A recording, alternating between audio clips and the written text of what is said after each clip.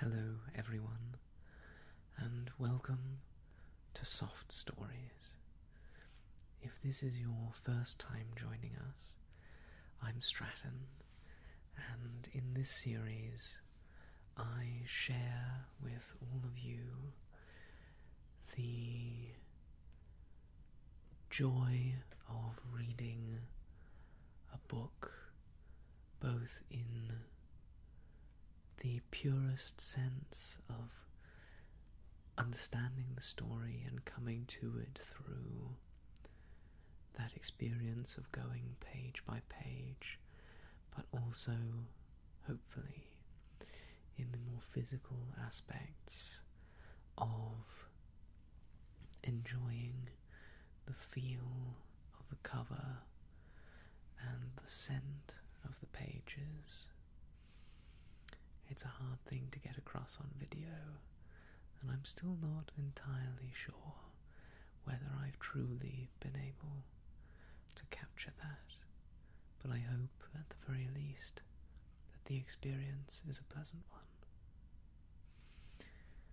Now I'm very excited because last week we finished Robert Louis Stevenson's Treasure Island, which was a beautiful short novel originally published in a magazine for boys, and today we have another book from around the same time period, and that book I have with me here, you'll be glad to know.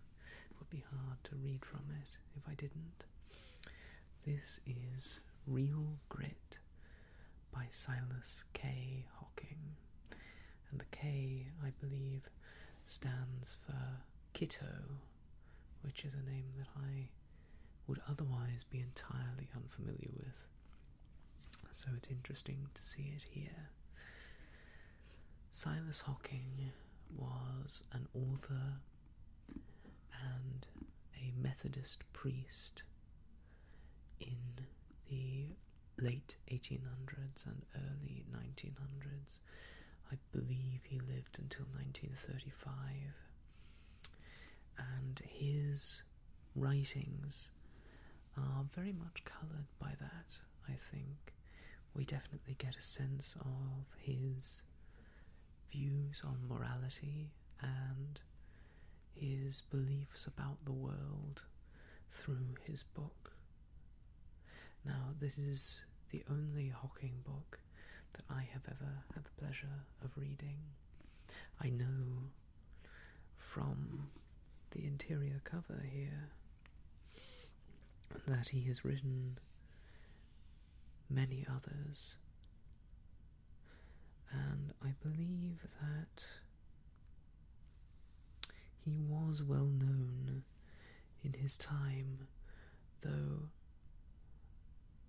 what his most famous work is, I believe I have here, I believe it was called Her Benny,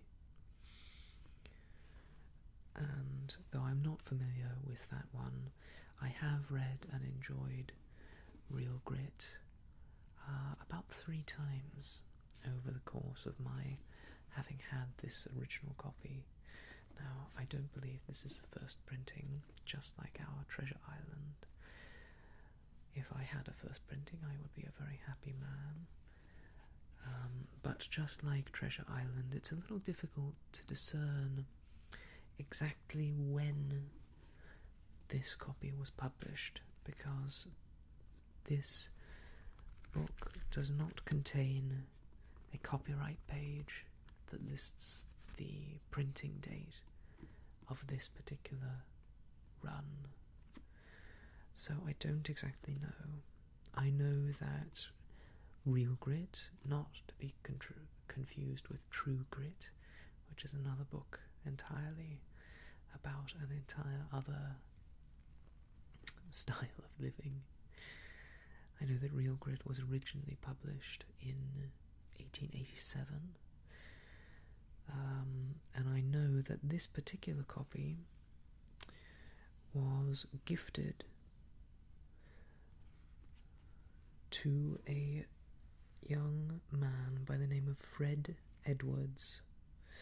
You can see in here there is a little dedication to him, first prize. For what exactly, I do not know. But Master Edwards received this book as a gift in March of 1911. And so that gives us, at the very least, a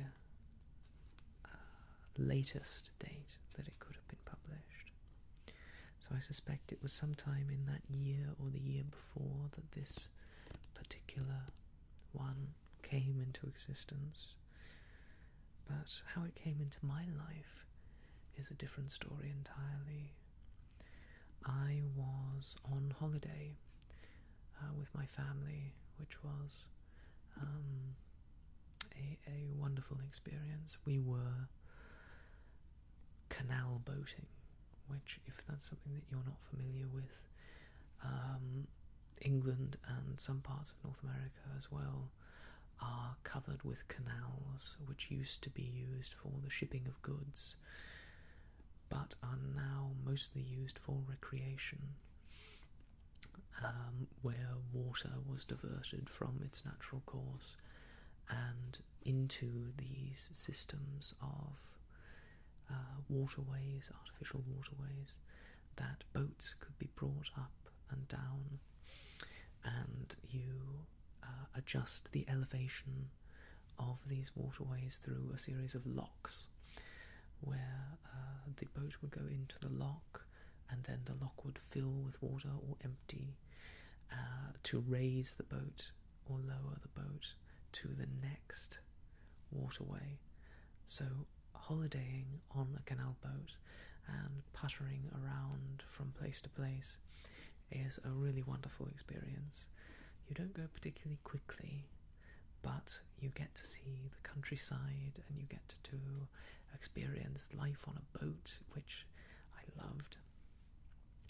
And you have the opportunity to stop at a great many places, which we did.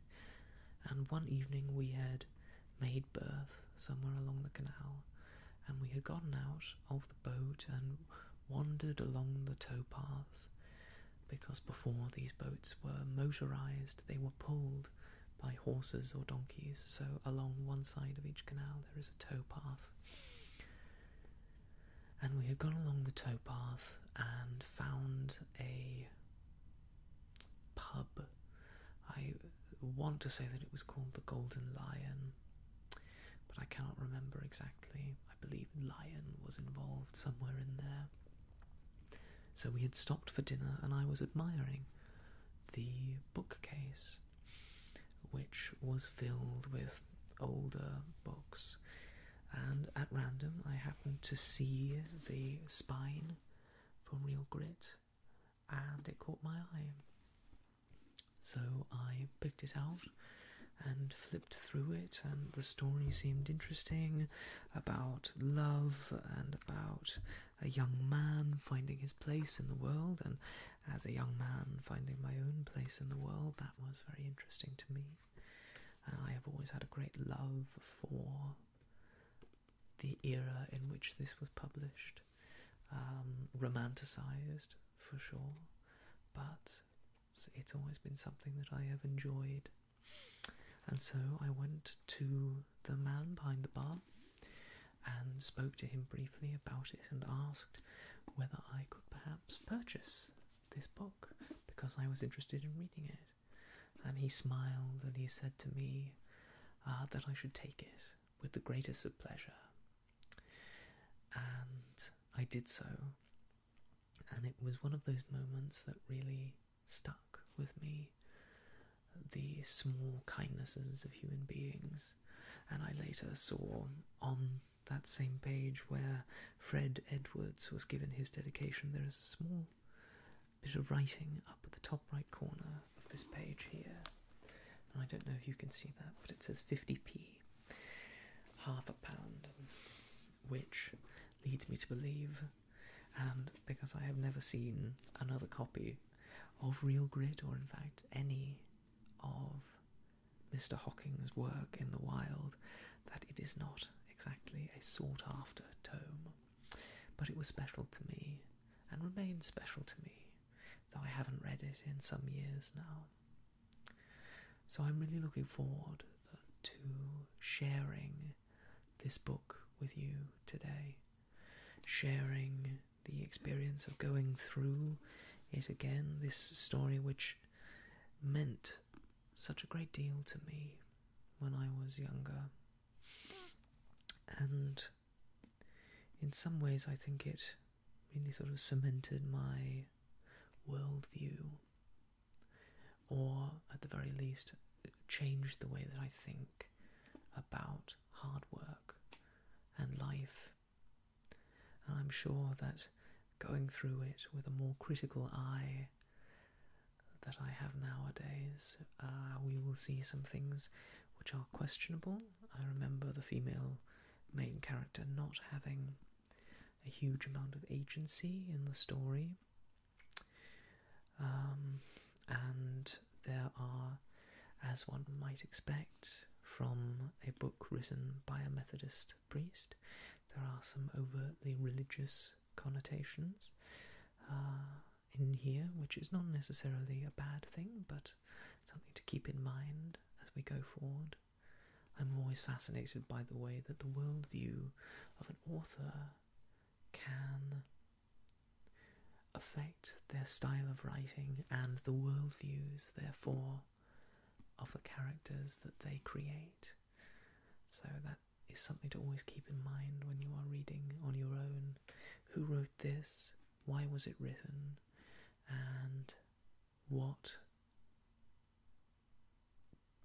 do those aspects bring into the story? I don't want to say what baggage is brought into the story, because many times it's a very positive thing to be able to share that experience that you have had with someone else through a medium like print. But something to be aware of nonetheless. And so today I think we will read a short excerpt, and then in the next episode we will move in earnest further along with Silas K. Hocking's Real Grit. So let us begin. This book also contains a number of small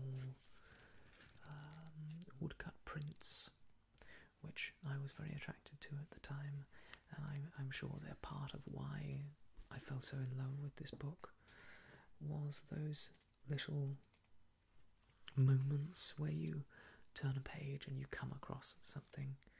I always love seeing that.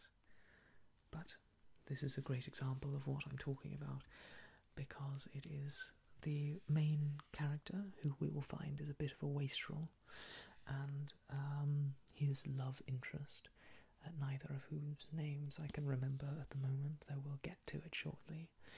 And this is from an early portion of the book where I believe they meet one another, and the caption at the bottom here just says, "Evidently afraid of moving." And so it seems to paint this woman, at least, in the light of being a rather delicate individual, which I know firsthand is not always the case with what I'm sure Mr. Hocking would call the fairer sex, though we try to avoid that kind of terminology nowadays. But enough of my rambling. Let us begin Real Grit with Chapter 1, Father and Son. "Well, Jack, and what have you been doing with yourself today?" "Well, my most affectionate pater," said the young man, with a drawl and a yawn, "I have been doing my level best, as the Yankees would say, to kill time." "To kill time, eh?" said the father, lifting his eyebrows. "That is scarcely a paying business."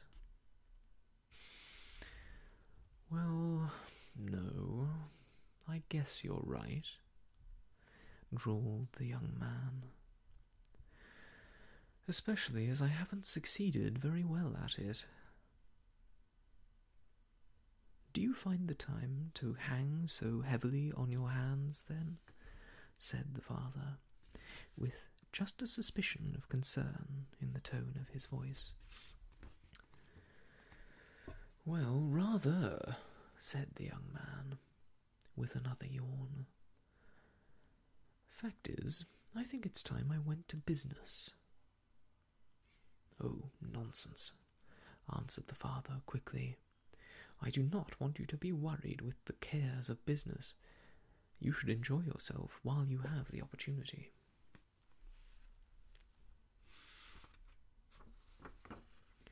"Invite some of your college chums to spend a few days with you at Rycroft, and make merry in the sunshine." "Is there any fear of a storm coming on?" was the languid and careless answer, but the young man did not lift his eyes to his father's face as he spoke, or he might have noticed the sharp spasm of pain that swept swiftly across it. Robert Formby did not reply for several seconds, and when he did so, he had quite recovered his composure.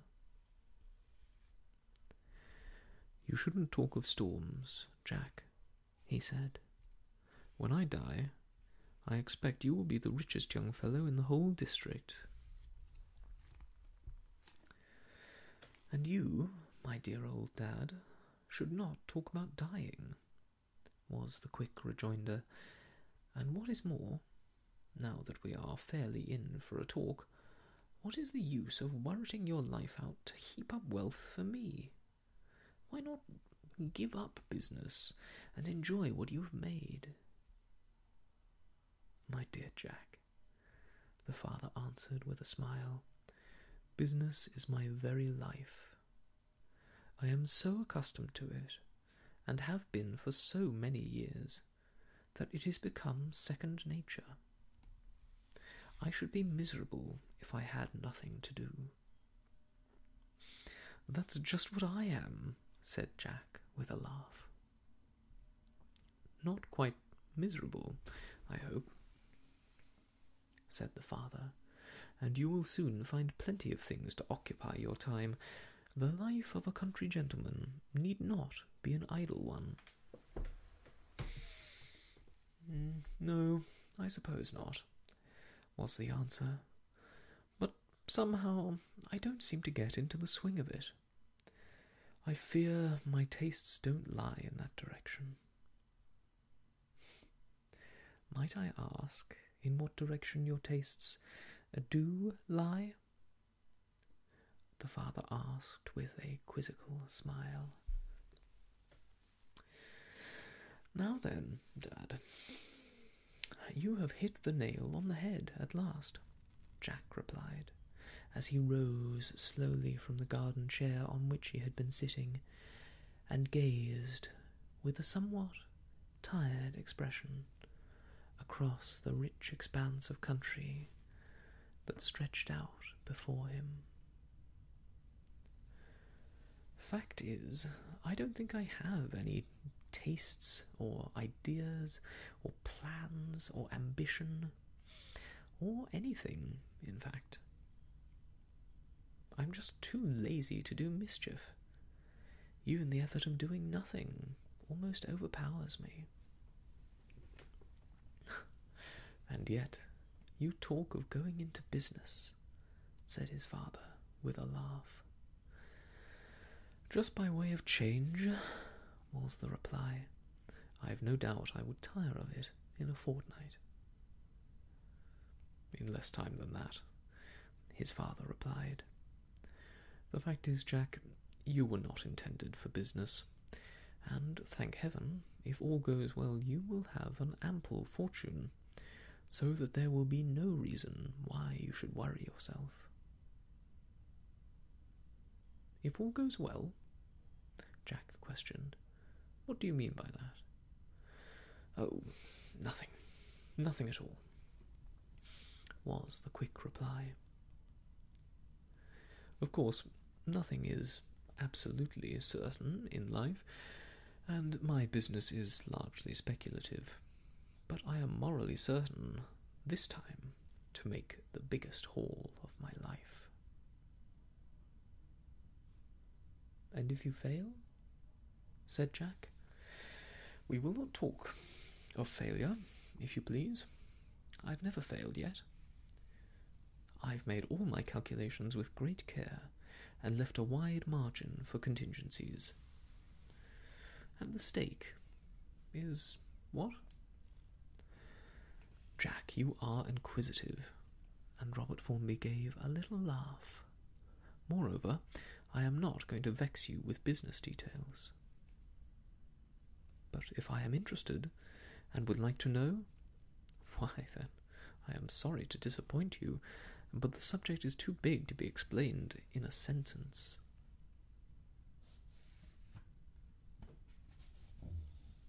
Then make a speech.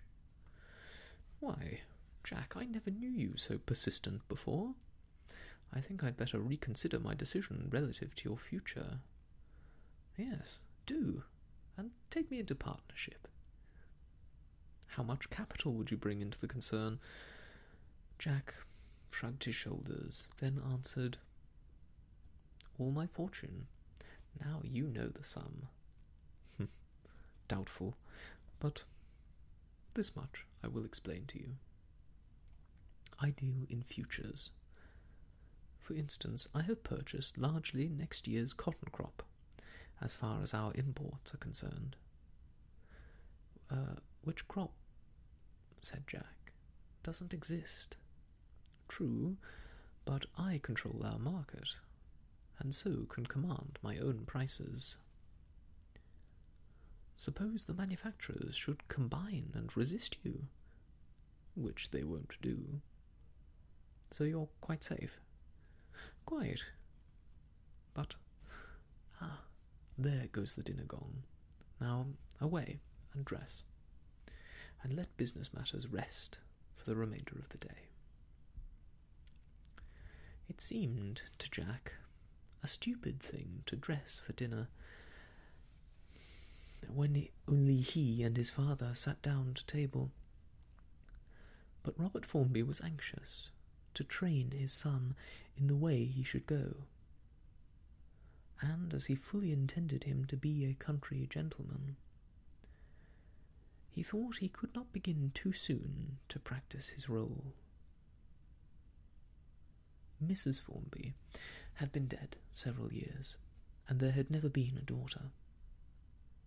Jack had finished his university career with no great credit to himself, only a few weeks ago, and was now expected to live at his ease and enjoy life to his heart's content. This idea, for good or evil, his father had taken great pains to instill into his mind. He had grown up from childhood with the belief that he was expected to do nothing, and that expectation he realized to its fullest extent. He was the very perfection of indolence and easy-going indifference. At college he was a general favourite, and yet the butt of all his companions. Every question with him resolved itself to the simple issue of which was the greater or lesser trouble. He was neither generous nor selfish, his companions said. If it would be more trouble to withhold than to bestow, he would appear as the soul of generosity. But if vice versa, the opposite opinion would be formed. Why should he worry himself, was his answer to every objection and to every complaint. Suppose he were to work hard and cram himself full of Greek and Latin, or lose himself in the mystic regions of pure mathematics. What good would come of it all? He was not going to earn his living as a teacher, or practice at the bar, or even enter the church. He was going to be a gentleman. So his father had always told him, and for that reason he intended to take life easy and let all work who would. So, with this easy-going philosophy, he contented himself, or tried to do, for in truth he was never satisfied with himself or with the world. Life was a bore, and existence a burden. There was a constant aching in his heart for something he could not define. As far as he knew, he had everything that his heart could wish for, and yet he had a vague feeling that his life was without meaning or purpose. It's true, he never speculated very deeply about the matter. That would be too much trouble. And he had a perfect horror of taking trouble. Yet all the same, he knew that he was a perfectly worthless and miserable individual, neither fit for this world, as he once expressed it, or any other world. He had hailed the completion of his college course with delight, as he hailed every other change. But before a fortnight had passed, he was as restless and as ill at ease as before. He tried to rate himself sometimes for his indolence and his discontent, but the effort was always too great, and the reflection, "What's the use of bothering?" would be the end of the matter. Yet his face was not destitute of what is generally termed character. He had a broad, square forehead, a clear blue eye, a finely chiselled mouth, and a well-rounded chin. His lips shut firmly, indicative of a decision of character that had never yet manifested itself, while in his clear, kindly eye there flashed sometimes a momentary fire that spoke of possibilities, of passion and force that never yet had been touched. Altogether, Jack Formby, at 23, was a puzzle to all his friends. Tall, handsome and well-knit, frank, free and indolent, without a vice except laziness, and yet having no purpose in life, and without ambition. His father was both pleased and disappointed in him. Pleased that he had cultivated no bad habits, disappointed that he had cultivated no good ones. He had no wish that he should manifest any interest in business, yet he was anxious to see him take an interest in life, and in the social and political questions of the day. "He will develop yet," he had said to himself, each time Jack returned to college after the holidays. "The lad has fire and force in him, if they can only be got at. He's a slumbering volcano, in a small way. All he wants is stirring up. But how to stir him up is the problem." But as the months and years sped on, and the latent fire, if any existed, showed no sign of kindling, and the same dull, almost stupid indifference to everything remained as the most prominent trait in his character, Robert Formby resolved to put an end to his son's college days and take him in hand himself. So far, however, his efforts had not amounted to much. Sometimes, as on the evening in question, he had taken a momentary interest in business, rather to the annoyance of his father than anything else, but all other matters he had voted a bore. He had no love for society, no taste for hunting or shooting. He cared nothing for evening parties, balls, or dances, and manifested a decided aversion to the society of ladies.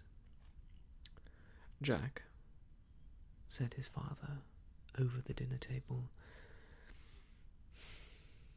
"I really don't know what to make of you."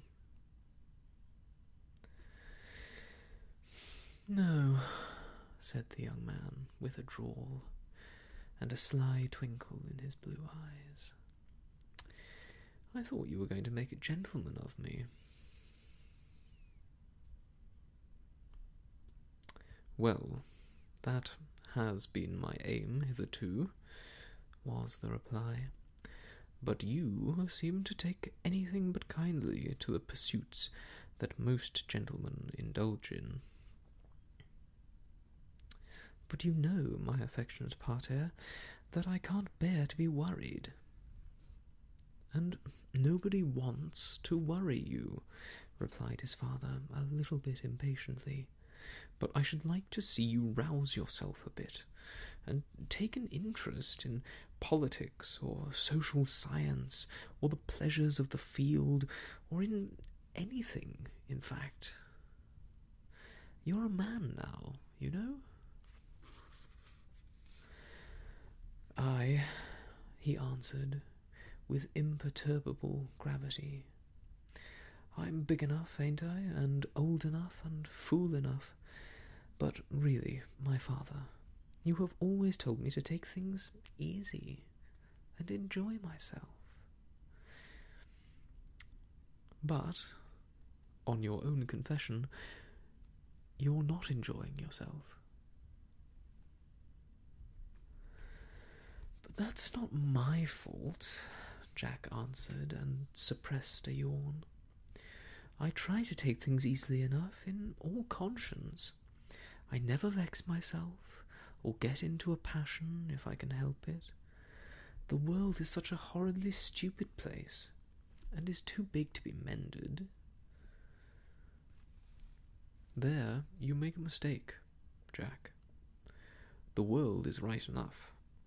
It's you that are stupid." "Really, my father," said Jack with a drawl, "you are scarcely complimentary." "Very likely not," his father answered, "but I am speaking the truth, nevertheless. And I am deeply in earnest. I am beginning to fear that I have made a mistake all along.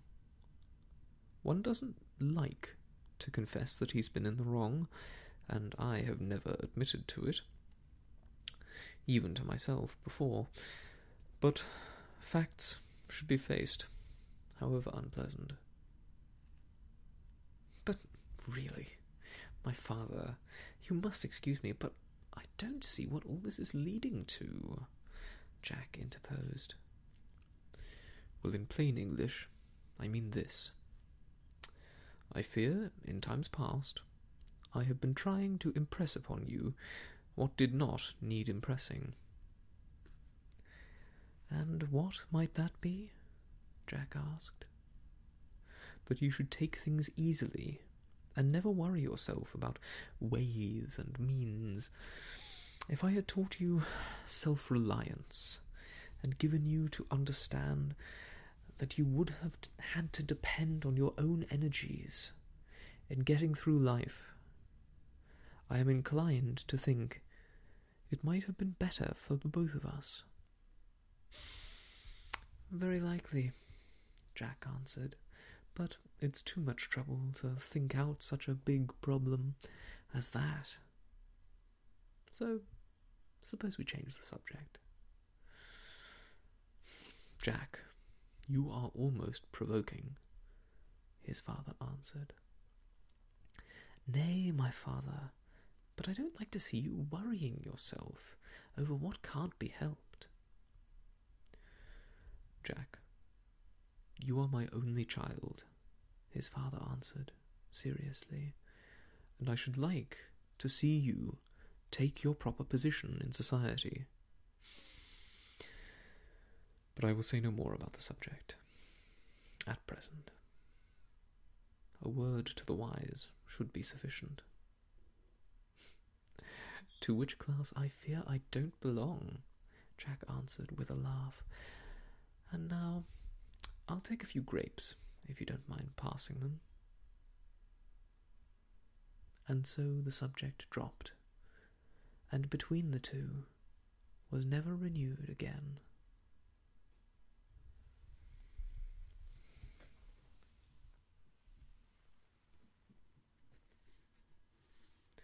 I think we'll end here for today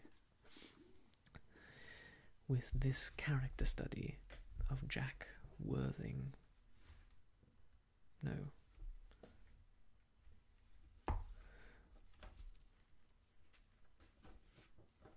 Formby. I am thinking of the importance of being earnest. For some reason the dialogue in here is really drawing up that play and the writings of its playwright. I'm not sure exactly why. Perhaps it's just the name Jack. I had the pleasure to perform in The Importance of Being Earnest at school as Jack Worthing. So he has always been a character that is dear to my heart and comes easily to mind. But some of the turns of phrase that are used by Mr. Hocking here do rather echo some of the writings of Oscar Wilde.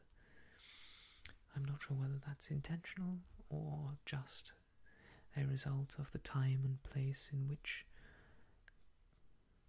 the two were written, but it probably has helped endear me to this book, as I hope that you have been endeared to it by this opening chapter. Next time we will continue the story with chapter 2. I look forward to seeing you soon. Goodbye.